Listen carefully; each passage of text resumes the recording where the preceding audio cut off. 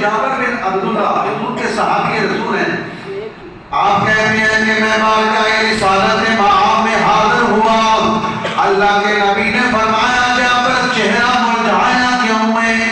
جابر چہرہ تیرا پریشان کیوں ہے؟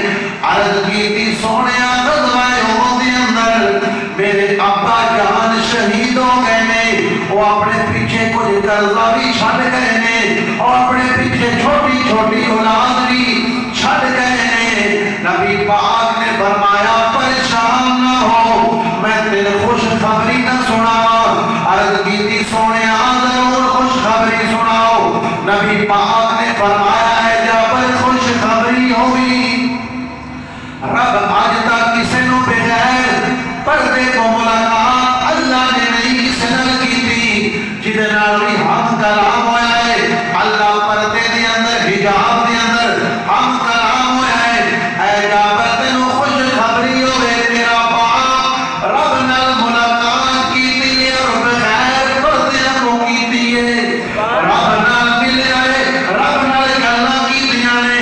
اللہ نے فرمایا اے میرے بندے تو میری رضا دی خاطر جان پیش کیتی ہے، اج منگ کی منگدا ہے؟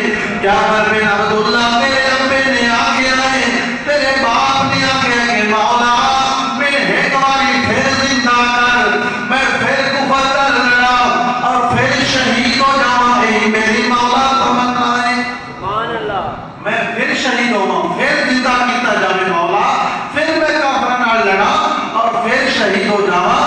اللہ کریم نے ارشاد فرمایا کہ میرے بندے میں نے ایک گل کیتی ہے کہ جڑا دنیا تو ایک بار بندہ فرما جاتا ہے وہ دوبارہ دنیا سے بھیجا نہیں جاوے تا ہے، میں نے قانون بنا دیتا ہے۔